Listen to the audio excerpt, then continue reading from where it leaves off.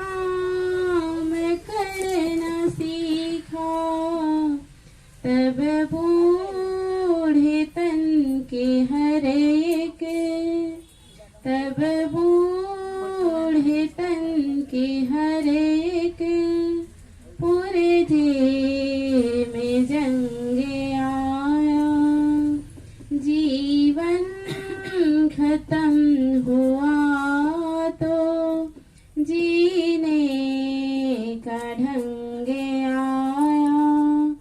जीवन खत्म हुआ तो जीने का ढंग आया।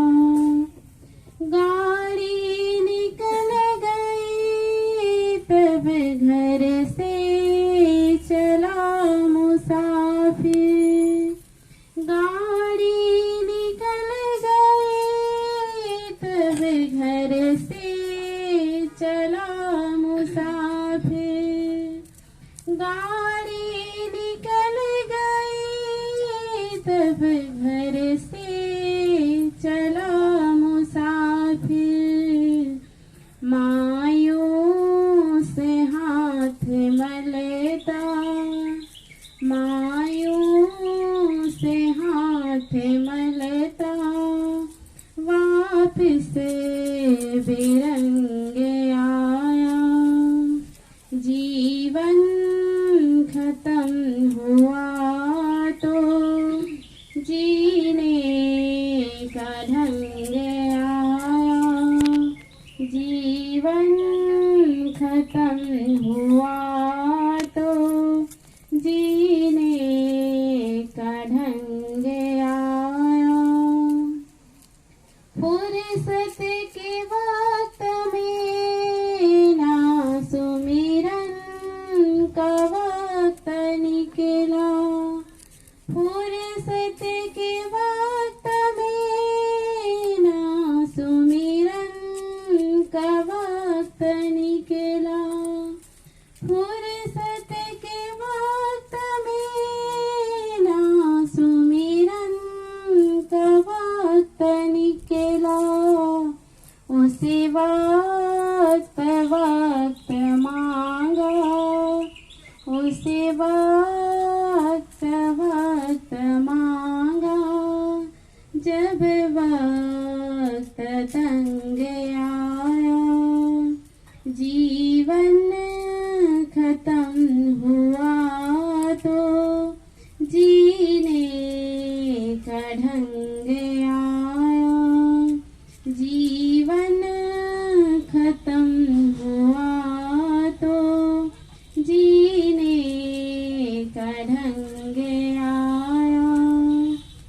आयु ने हार कर जब हथियार फेंक डाले। आयु ने हार कर जब हथियार फेंक डाले। आयु ने हार कर जब हथियार फेंक डाले। यमराज फौज लेकर, यमराज फौज लेकर करने को जंग आया। जीवन खत्म हुआ तो जीने का ढंग आया। जब बुझ गई समा तो, जब बुझ गई समा तो महफिल में रंग आया। जीवन खत्म हुआ तो जीने का ढंग आया। जीवन खत्म हुआ तो जीने का ढंग आया। जाता है तो कुछ नहीं कर पाता है। अपने शरीर को ही संभालना मुश्किल होता है। फूलवा भार न ले सके कहे सखियन सो रोए। फूल का भार लेना भी मुश्किल होता है। एक गिलास पानी के लिए खुद तरसता है तो दूसरे की क्या सेवा कर सकता है, दूसरे के लिए क्या अच्छा काम कर सकता है। तो इसलिए जीवन रहते और शरीर जब स्वस्थ है तब तक कुछ अच्छा काम कर ले। आंखें स्वस्थ है तब संतों के दर्शन कर ले, ग्रंथों की पढ़ाई कर ले। हाथ स्वस्थ है तब सेवा का काम कर ले, दान धर्म का काम कर ले। पैर स्वस्थ है तब आप अच्छे जगहों पर चले जाइए, सत्संग में चले जाइए। कान स्वस्थ है तब भजन कीर्तन अब सत्संग सुन लीजिए। और जिनके पास ये सुविधा नहीं है, आंख कमजोर है, कान कमजोर है, हाथ पैर कमजोर है, चल नहीं पाता है, देख नहीं पाता है, पड़ा पड़ा वो रोता है। इसलिए जब तक हमारे पास ये शरीर स्वस्थ है तब तक अच्छा काम करे ले। तो बहुत सुंदर है भजन श्रवण कर रहे थे। तो आइए आगे विचारे की और आगे बढ़ते हैं। और विचार रखने के लिए हमारे बीच साध्वी स्वर्णा साहब उपस्थित हैं। मैं आपसे निवेदन करती हूँ कि आप कुछ देर अपना विचार रखें। गुरुदेव की जय, सद्गुरु कबीर साहिब की जय, संत समाज की जय, भक्त समाज की जय, भक्तिमती माताओं की जय। दर्शन को तो साधु है, सुमिरन को गुरु ज्ञान, तैरन को आधीनता, डूबन को अभिमान, तैरन को आधीनता, डूबन को अभिमान। जो तू आया जगत में तो ऐसा कर ले, कर साहिब की बंदगी, भूखे को कछु दे, कर साहिब की बंदगी, भूखे को कछु दे। प्रातः स्मरणी परम पूज्य गुरुदेव जी, अर्चनी वंदनी संत समाज, सत्संग प्रेमी भक्त सज्जनों, भक्तिमती माताओं, साहब जी द्वारा मेरे लिए आज्ञा हुई है। आज्ञा पालन है तो कुछ देर निवेदन प्रस्तुत है। आइए मैं अपनी बात एक कहानी के माध्यम से शुरू करूं। एक व्यक्ति था, उस व्यक्ति को धन कमाने का बहुत शौक था। वो चाहता था कि मैं अधिक से अधिक धन कमाऊं और करोड़पति बनूं। इस प्रकार से उसके मन में लालसा थी। तो वह व्यक्ति धन कमाने के लिए विदेश जाना चाहता है। हम सभी लोग जानते हैं कि भारत से ज्यादा पैसा विदेश में मिलता है। तो वह व्यक्ति धन कमाने के लिए विदेश जाता है, विदेश की यात्रा करता है। वह विदेश पहुंच जाता है, काम खोजता है, उसको काम भी मिल जाता है और काम करने लगा और पैसा कमाने लगा।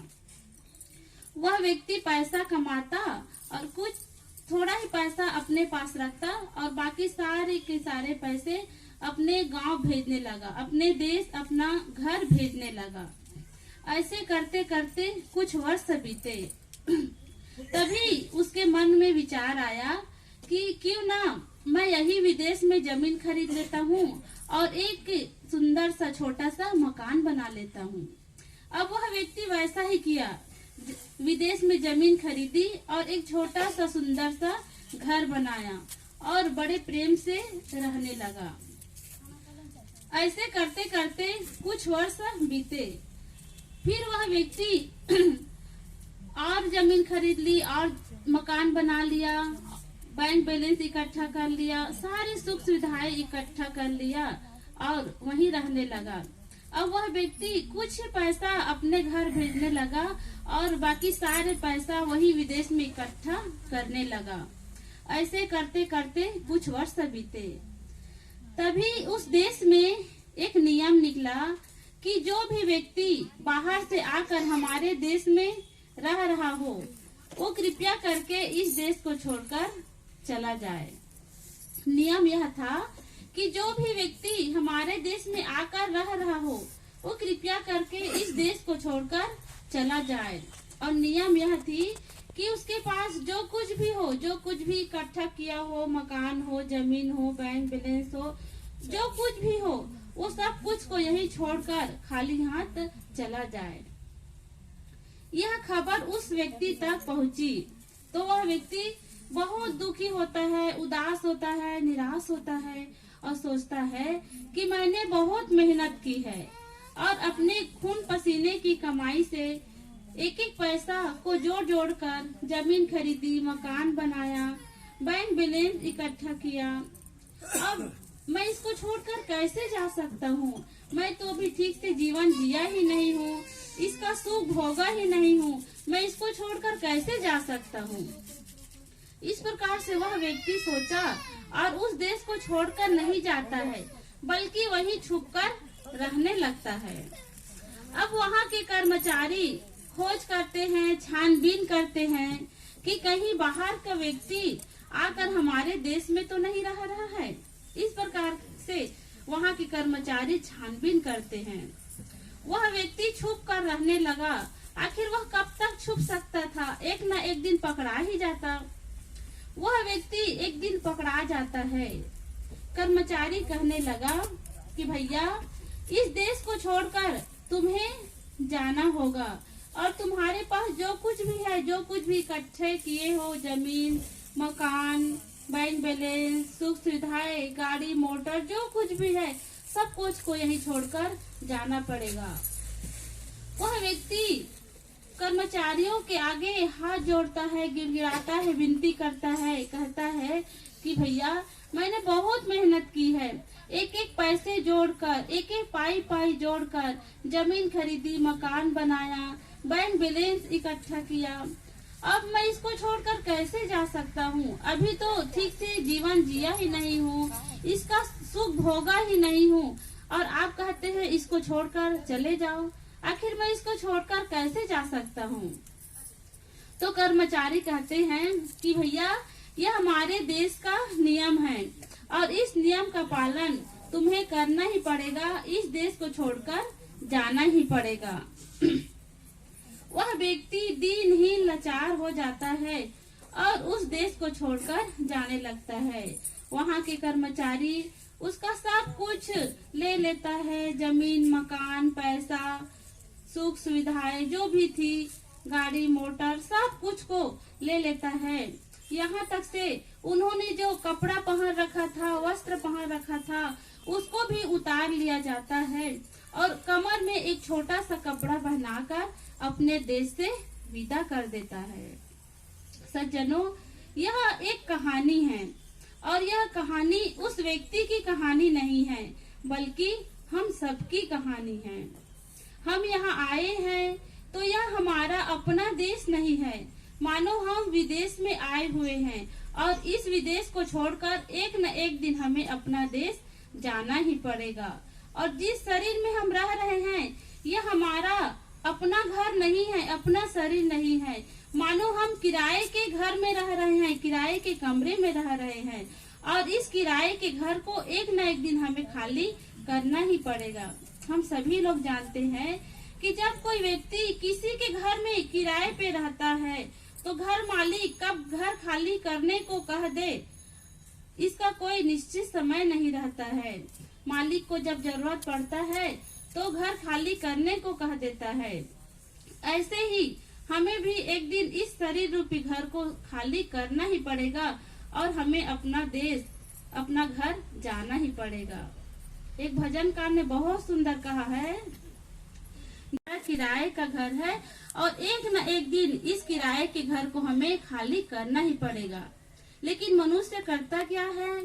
जब तक इस संसार में रहता है, जब तक इस जीवन में रहता है, तब तक जमीन खरीदता है, मकान बनाता है, बैंक बैलेंस इकट्ठा करता है, गाड़ी खरीदता है, मोटर खरीदता है, पुत्र परिवार का विस्तार करता है और जब मौत की शहजादी आती है तो सब कुछ यहीं छूट जाता है। जो कुछ भी हमारे पास रहता है सब कुछ यही धरा का धरा रह जाता है। हम श्रीमती जानकीबाई माता जी को देखे, है ना, वो जब इस दुनिया से गई तो क्या लेकर गई? कुछ भी लेकर नहीं गई, सब कुछ यहीं छूट गया।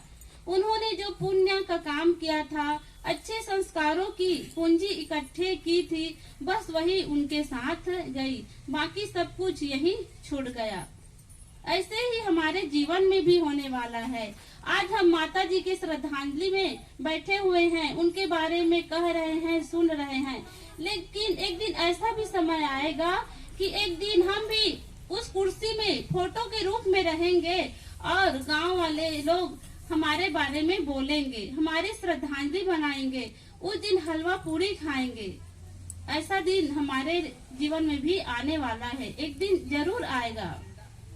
क्योंकि जो जन्म लेता है उसको एक दिन न एक दिन इस संसार को, इस शरीर को छोड़कर जाना ही पड़ता है, यह पक्का है। सदगुरु श्री अभिलाष साहिब जी ने कहा है, यदु राम रावण कृष्ण कंसा पांडु दुर्योधन गए, जो जन्म धरती पर लिए सो एक दिन सभी मुए। संसार जब स्थिर नहीं तेरे लिए क्या थीर हो, गफलत में क्यों सो रहे, उठो जागो तो वीर हो। सदगुरु श्री अभिलाष साहिब जी बड़े बड़े लोगों का नाम गिनाते हैं कि रावण, कृष्ण, राम, दुर्योधन, पांडव जैसे बड़े बड़े योद्धा, ज्ञानी, महापुरुष लोग भी इस संसार को छोड़कर चले गए। उनके लिए जो प्रकृति है वह अपना नियम नहीं बदली, तो क्या हमारे लिए यह प्रकृति नियम बदल सकती है? नहीं, हमें भी इस संसार को छोड़कर जाना ही पड़ेगा। सदगुरु श्री कबीर साहब जी कहते हैं, आए हैं सो जाएंगे राजा रंग फकीर, एक सिंहासन चढ़ी चले एक बंधे जात जंजीर। सदगुरु श्री कबीर साहब जी कहते हैं कि जो इस संसार में आता है उसको एक न एक दिन इस संसार से जाना पड़ता है। फिर चाहे वो राजा हो, रंग हो, फकीर हो, अमीर हो, गरीब हो, बूढ़े हो, बच्चे हो, कोई भी हो सकता है। सबको इस शरीर को, इस संसार को छोड़कर जाना होता है। लेकिन एक व्यक्ति होता है जो सिंहासन में बैठकर जाता है और एक व्यक्ति होता है जो जंजीरों में बंधकर जाता है। जंजीर में बंधकर कौन जाता है? जंजीर में बंधकर वह व्यक्ति जाता है जो पाप करता है, गलत काम करता है, दूसरों के अहित करता है, चोरी करता है, हिंसा करता है, व्यभिचार करता है, गलत खान पान करता है, झगड़ा लड़ाई करता है, जो भजन नहीं करता, भक्ति नहीं करता, दान पुण्य नहीं करता। ऐसे व्यक्ति जब संसार से जाता है तो जंजीर में बंधकर जाता है। जंजीर में बंधकर जाने का मतलब होता है वो असंतुष्ट होकर जाता है, असंतोष होकर, दुखी होकर, परेशान होकर इस संसार से जाता है। दुखी रूप में उसका शरीर छूटता है और सिंहासन में बैठकर वह व्यक्ति जाता है जो दान करता है, पुण्य करता है, ध्यान साधना करता है, सद्गुण सदाचार रूपी जीवन जीता है, भक्ति करता है, भजन करता है, सत्संग करता है, दान पुण्य करता है, सबके साथ प्रेम का व्यवहार करता है, मधुर वाणी बोलता है, मीठा बोलता है, जो अच्छा जीवन जीता है, वही व्यक्ति जब इस संसार से जाता है तो सिंहासन में बैठकर जाता है। सिंहासन में बैठकर जाने का मतलब होता है वो प्रसन्न होकर इस संसार से जाता है, प्रसन्नता पूर्वक अपने शरीर का त्याग करता है, जीवन को खत्म करता है। यही है सिंहासन में बैठकर जाना। कहा जाता है कि औरंगजेब के बारे में सब लोग जानते हैं। वो बड़ा ही खूंखार राजा रहे। वो जीवन भर हिंदुओं को सताते रहे, गाय को काटते रहे, अन्य राज्यों में आक्रमण करते रहे, अन्य राजाओं का धन हड़पते रहे, लोगों को मारते रहे, काटते रहे। ऐसे ही उनका जीवन बीता, पूरी जिंदगी ऐसे ही उनकी बीत गई। जब उनका अंतिम समय आया, वो बूढ़े हो गए, तब उनको पश्चाताप होने लगा, उनको ग्लानि होने लगी, उनको लगने लगा कि अरे यह जिंदगी तो बहुत बेशकीमती थी, बड़ा ही मूल्यवान था, बड़ा ही सुंदर जीवन मिला था, लेकिन इस मूल्यवान जीवन को, सुंदर जीवन को मैं यूं ही बिता दिया। इस प्रकार से उनको पश्चाताप होने लगा। फिर उन्होंने अपने बेटे को पत्र लिखा। पत्र में यह लिखा कि बेटा, यह जिंदगी बड़ा ही बेशकीमती रही, बड़ा ही मूल्यवान रहा, लेकिन मैंने इसको यूं ही बर्बाद कर दिया, यूं ही बिता दिया। बेटा, मुझे भय है, मुझे डर लगता है कि जब मैं खुदा के पास जाऊंगा तो उनको क्या मुंह दिखाऊंगा, मैं क्या हिसाब दूंगा, क्या जवाब दूंगा। यह सोचकर मैं कांप जाता हूँ, मैं जो है भयभीत हो जाता हूँ। इस प्रकार से वो अपने बेटे को पत्र लिखे। तो सज्जनों, हमारा जीवन ऐसा ना हो, हमारा जीवन इतना अच्छा हो, हम इतने अच्छे तरीके से जीवन जिए कि जब अंतिम समय आए, जब मौत आए, तो हमें कोई दुख न हो, हमें पश्चाताप न हो। हमें ऐसा नहीं लगना चाहिए कि मुझे अभी और जीना था, मुझे ये काम करना था, मुझे वो काम करना था, मुझे अच्छा जीवन जीना था, मुझे दूसरों का सहयोग करना था। इस प्रकार से हमें पश्चाताप न हो, ऐसा हमें जीवन जीना चाहिए। सदगुरु कबीर साहब जी ने कहा है कि करत विचार जन्म गौखी से ईतन रहत असाधा। सदगुरु कबीर साहब जी कहते हैं कि लोग जो है विचार करते रह जाते हैं, प्लानिंग करते रह जाते हैं कि मैं ध्यान करूंगा, साधना करूंगा, मैं भक्ति करूंगा, मैं सत्संग करूंगा, मैं भजन करूंगा, मैं दीन दुखियों की सेवा करूंगा, मैं दान करूंगा, अपने जीवन को अच्छे कामों में लगाऊंगा। बस ऐसे करते करते पूरी जिंदगी बीत जाती है। करत विचार जन्म गौखी से ईतन रहत असाधा। और यह जो जीवन जो है बिना साधे ही, व्यर्थ में ही यह जीवन जो खत्म हो जाता है, मृत्यु हो जाती है, इस संसार को छोड़कर चला जाना पड़ता है। तो सज्जनों, आज हमें बहुत सुंदर जीवन मिला हुआ है, हमें स्वस्थ शरीर मिला हुआ है, आज हमारी आँख, कान, हाथ, पैर सब कुछ बढ़िया है। तो इस जीवन का, इस समय का हमें सदुपयोग करना चाहिए और भजन करना चाहिए, भक्ति करना चाहिए, दान पुण्य करना चाहिए, क्योंकि यही साथ जाने वाला है। बाकी जो कुछ भी हम इकट्ठे किए रहेंगे सब यही छूट जाएगा। धन संपत्ति, जमीन जायदाद, पुत्र परिवार, पत्नी, बच्चे, सब कुछ यही छूट जाएगा। साथ जाएगा तो वो है हमारा पुण्य, हमारा अच्छा संस्कार, जो हम दान पुण्य किए रहेंगे उसी का संबल हमारे साथ जाने वाला है। तो आज हमें सुंदर अवसर मिला हुआ है, हमें सद्गुरु मिले हुए हैं, सत्संग मिले हुए हैं, सद्ग्रंथ मिले हुए हैं। तो ऐसे सुनहरे अवसर को हमें बर्बाद नहीं करना चाहिए और जीवन को समझना चाहिए, जीवन के महत्व को समझना चाहिए और जीवन के महत्व को समझकर हमें अच्छा काम करना चाहिए। तो मैं पूजनी माता जी को श्रद्धा सुमन अर्पित